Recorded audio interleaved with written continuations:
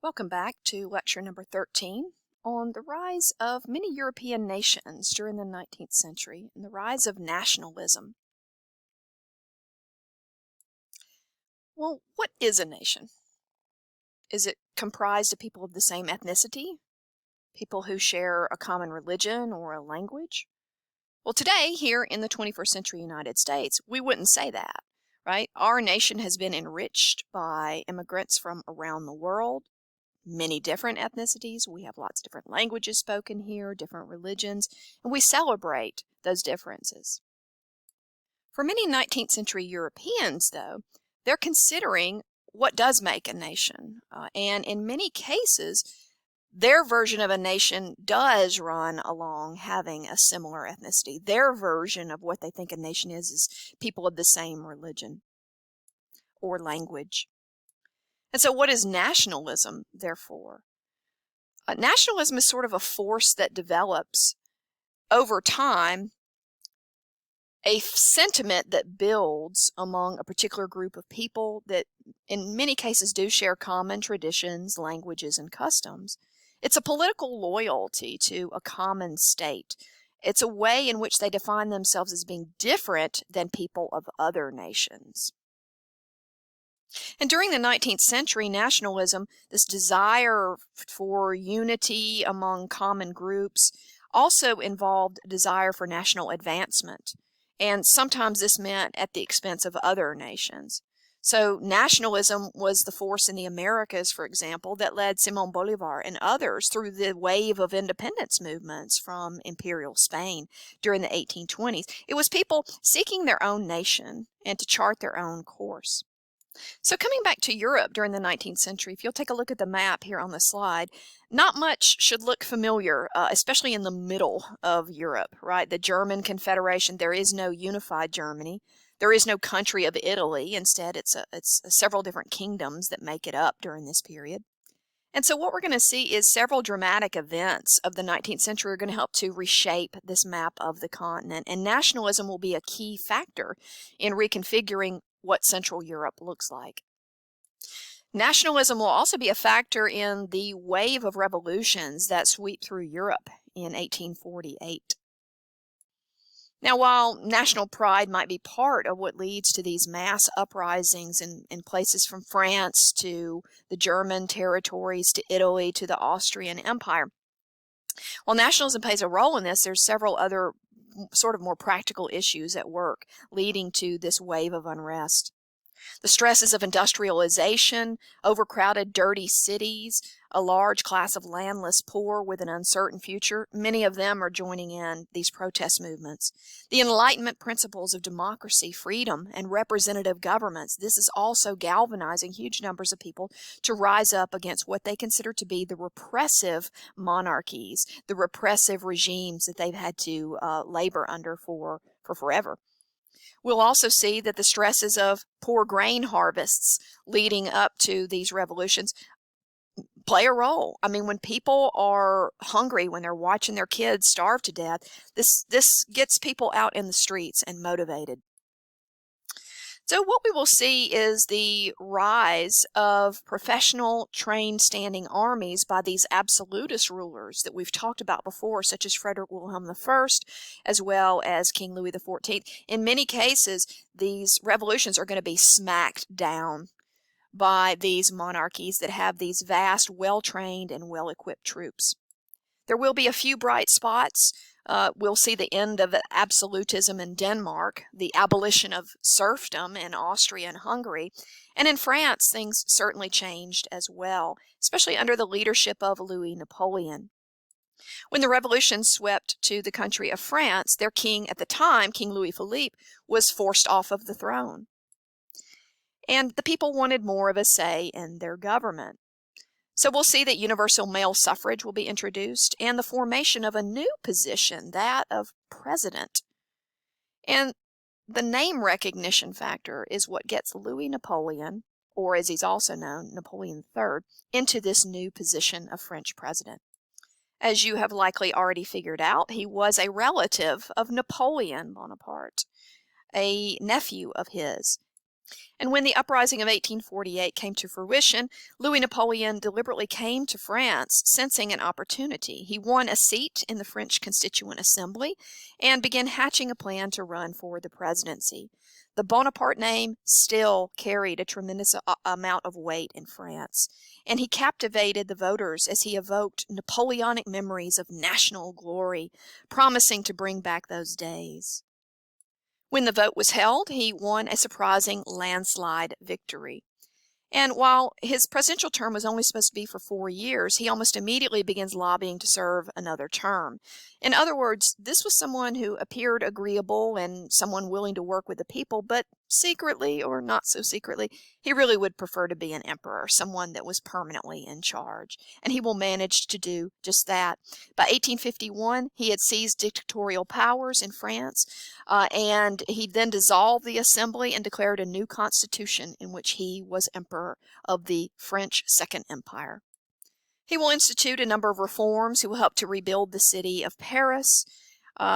The downside is strict censorship. This is someone who's not interested in sharing power. He will jail his political opponents.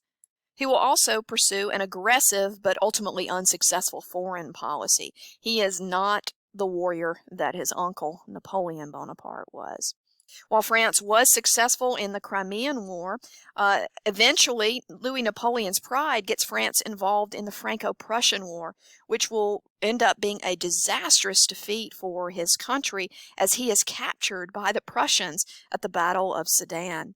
This will mark the end of his regime, laying the conditions for the rise of the Third Republic and the writing of, you guessed it, yet another French constitution. The French might know that they want to vote, but they're not sure who they want to vote for. In the case of the German states, the 1848 revolutions were not just fought for principles of freedom. They were also fought for nationalistic reasons. Many in the German states believed that because they shared a similar language, they shared a similar ethnicity, they looked around, they wondered, why aren't we unified? Why are we comprised of all these different territories and states? Maybe it's time for us to kind of get together. After riots in the city of Berlin forced the frightened King of Prussia to promise a constitution, the German states began acting on that. They started to send delegates to the city of Frankfurt to create what becomes known as the Frankfurt Assembly.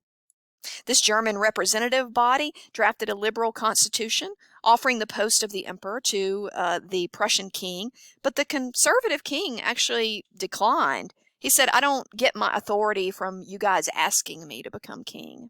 I have my authority by God. Remember the whole divine right theory of rule? In fact, he also considered the Constitution a threat to his unlimited power and later sent in Prussia's army to break up the Frankfurt Assembly. But what this event does is spark more discussion about what a potentially unified Germany might look like in the future. It doesn't result in a unified Germany at this stage, but people are talking about it now. They're having that conversation. And it will be under the leadership of Otto von Bismarck, the Chancellor of Prussia, that we will finally see the future of the German states come together. In 1862, King Wilhelm I appointed Bismarck as Minister-President of Prussia, a position that he will go on to hold until 1890. And in this position, he realized that in order for Germany to become a world power, it must first be unified.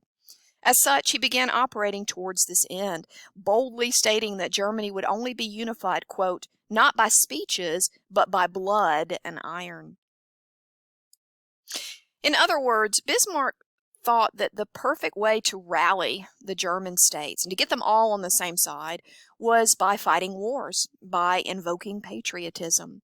So we will see the so-called 3 wars of unification that will be waged under Bismarck's leadership, and these wars will be engineered directly with the goal of trying to rally the people towards creating one centralized German state. War, however, requires modernization, requires weapons. He will be instrumental in helping to push industrialization further in the German territories. The mass production of goods proved useful for the economies in these German states, and then the mass production of weapons will prove useful in his 3 wars of unification. Bismarck was considered by many as the ultimate realist. He wasn't interested in fancy ideas, he was interested in what worked. And so when we talk about Bismarck, we talk about his concept of Realpolitik. This is the political view that in order to get things done, you needed to focus on making practical political decisions rather than basing your decisions on morality. In other words, many leaders tried, at least in theory, to rule as justly as they knew how. They tried to, in theory, be honest and to do things that they thought were in the best interest of their subject populations. Bismarck said, however, you need to throw out this concept of trying to be moral and good and what have you, and just work with what you've got. And that might involve making what would appear to many to be cruel decisions, cold-hearted decisions. If you've ever heard the phrase, the ends justifies the means, that no matter what you need to do to achieve your goal, you do it, think about that in the context of his vision of Realpolitik. In this context, his 3 wars of unification, he will pick a fight with several neighbors to take in more territory and to unite people through patriotism. You can think about this as his Realpolitik in practice. The human misery that's going to be generated, the death and destruction that's going to be generated as a result of these wars, that's just the cost of doing business. Through the Schleswig-Holstein War, the Danish government will lose some territory to the Germans, as the war was a quick victory for Prussia. Bismarck eventually instigated another war with one of his former allies in 1866 by taking on the Austrians and defeating them as well. Now, with Austria excluded from German affairs, we will see that the so-called German Confederation, the North German Confederation, will be established in 1871. And then the final war will be with their neighbor, France. This is when Louis Napoleon gets captured at the Battle of Sedan, which is a huge, embarrassing defeat for the French. And the Germans will also take some territory in Alsace and Lorraine. They're going to take some territory away from France as well. This is going to leave a lingering bad taste in the mouths of the French. And keep that in mind as we move forward with our discussions leading up to World War I, for instance. In January of 1871, Bismarck proclaimed the Second German Empire, the first being the Holy Roman Empire, and he will force France to sign a disastrous treaty paying a 4 billion franc indemnity to Germany, and as I said prior, taking some of their territory. This is going to leave the French seeking some revenge against the Germans. But what this will also result in is his 3 wars of unification will create a unified country of Germany for the first time. It will emerge in 1871. Now, in the Austrian territories, there was certainly an ethnic component to the revolutions of 1848. In Austria, there were a number of different ethnicities that sort of lived side by side under the rule of Austria-Hungary. Hungarians, Italians, Czechs, many of them actually wanted their independence from the Austrian Empire. The Austrians, remember, lost to the Germans in the Anglo-Prussian War, and weakened after their loss to their neighbor to the north. The result was the development of what becomes known as the dual monarchy in Austria. The Hungarians are such a sizable majority of the population in certain regions that essentially, though now an independent nation of Hungary, they'll be granted their independence, it won't be full independence. Instead, they will still have to co-rule with the Austrian state. So this Ausgleich, or compromise of 1867, means that the dual monarchy of Austria-Hungary will be created this year. This will make the Hungarians a little bit happier, right? They at least nominally have their own country, but they are still forced into under the same political ruling with Austria in this case, moving forward. And we'll move next to Italian unification in the second part of this lecture video.